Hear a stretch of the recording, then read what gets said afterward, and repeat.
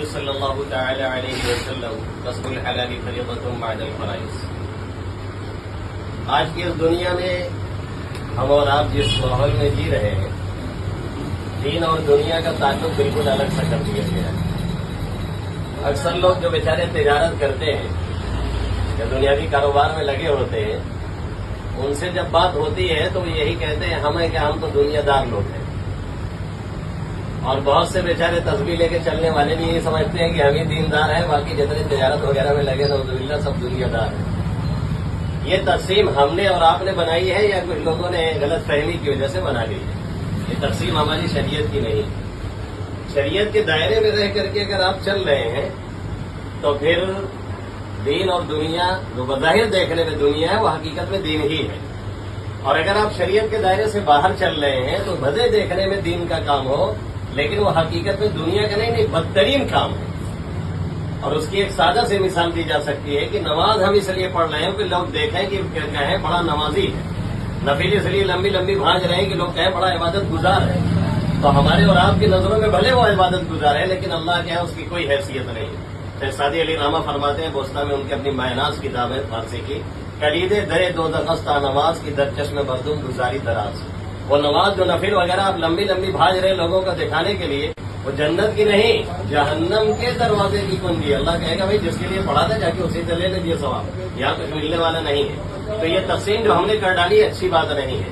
یہ ہماری تجارت بھی دین ہے، ہماری زراعت بھی دین ہے، ہماری ملازمت بھی دین ہے، تمام کاروبار دنیا کے جتنے سب دین ہیں۔ شرط یہ ہے کہ اس کو دو کاموں کے ساتھ کیا جائے، دو شرطوں کے ساتھ۔ ایک تو یہ کہ طریقہ صحیح ہو، دوسرے یہ کہ کام جائز اور صحیح ہو۔ بس اگر یہ دو چیزیں ہیں تو ہماری تجارت بھی دین ہے، ہماری ملازمت بھی دین ہے، ہماری کھیتی باڑی بھی دین ہے۔ اور اگر یہ شرطیں نہیں ہیں تو پھر دین کا کام بھی وہ دنیا ہی کا کام بن جایا کرتا ہے۔ اسی لیے اللہ کے حبیب صلی اللہ علیہ وسلم نے فرمایا کسب الحلال فریضۃ بعد الفرائض، اور فریضے کے ادا کرنے کے بعد نماز روزہ بنیادی جو چیزیں ہیں حلال رزق کا کمانا بھی ایک اہم فریضہ ہے۔ اور یہی نہیں، حضرت امام احمد ابن حنبل رحمۃ اللہ علیہ لکھتے ہیں كانت الصحابہ یتجرون فی البر والبحر وکفى بهم قدوۃ، کہ اکثر صحابہ کرام سمندر میں بھی خشکی میں بھی ہر جگہ تجارت کا کام کیا کرتے تھے اور تجارت کیا کرتے تھے۔ اور حیرت ہوگی آپ کو یہ جان کر کے کہ بہت سے ملکوں میں اسلام تجارت ہی کی بنیاد پہ پھیلا ہے۔ صحابہ کرام گئے اور انہوں نے وہ امانت اور دیانت کے ساتھ اپنا کاروبار شروع کیا کہ لوگ دیکھ کر کے متاثر ہوئے اور انہوں نے اسلام قبول کر لیا۔ امام احمد بن حنبل فرماتے ہیں اگر صحابہ کرام میں سے اکثر تاجر تھے تو ہمارے لیے پیشوا اور نمونہ وہی ہے، اس لیے ہمیں بھی تجارت کرنی چاہیے۔ یہ ہم کو جو بازاروں سے ڈھکیلا گیا، سمجھے یا نہ سمجھے، بنیاد پہ ہمارے لوگوں نے اپنے لوگوں نے کہا کہ بھائی آپ چلیے چلتے رہیے، چھوڑ دیجیے کاروبار یہ ہے وہ، ہم نے سٹر گرایا اور کاروبار چھوڑ کر کے، اور پتہ چلا کہ ہم اتنے بھکاری بن گئے کہ کسی کو سپورٹ کرنے کے بجائے دوسرے کا سپورٹ لینے لگے۔ بھائی دو پیسہ ہوگا تبھی تو کسی کو سپورٹ کریں گے، دو پیسہ ہوگا تبھی تو کسی غریب کام آئیں گے، دو پیسہ ہوگا تبھی تو کسی یتیم کا سہارا بنیں گے، دو پیسہ ہوگا تبھی تو کسی بیوہ کسی غریب کی مدد کریں گے۔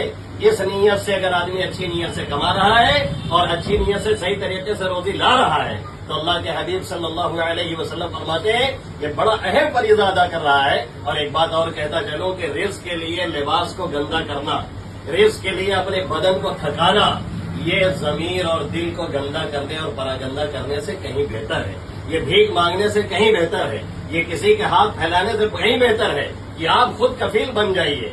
آپ اتنی محنت کیجیے کہ آپ دنیا کے بڑے تاجروں میں آپ کا شمار ہو، اور آپ بھی کہیں کھڑے ہو تو 25 لوگ کہیں کہ ہمارا بھائی ہے، ہمارا چاچا ہے، ہمارا بھتیجا ہے، ہمارا کلاس فیلو ہمارے ساتھ رہتا تھا۔ یہ تبھی ہوگا جب خاموشی سے آپ اپنے کام میں لگیں گے، محنت کریں گے، اور اس کے بعد اللہ رب العزت سے کامیابی کے لیے دعائیں کرتے رہیں گے۔ دیکھیے صحابہ کرام جب مکہ سے مدینہ آئے تھے سب چھوڑ کے آئے، اللہ نے انہیں فرمایا فقراء، سب فقیر ہو گئے ہیں۔ مکہ میں ان کے پاس بہت کچھ تھا لیکن ہجرت کر کے آئے، سب چھوڑ کے چلے آئے، مدینے میں آئے۔ آقا مدنی صلی اللہ علیہ وسلم نے ان کو کیا فرمایا؟ یہ تجارت کرو، یہ کرو، یہ کام۔ وسلم نے ان کو کیا فرمایا؟ یہ تجارت کرو، یہ کرو، یہ کام کرو، یہ کام کرو۔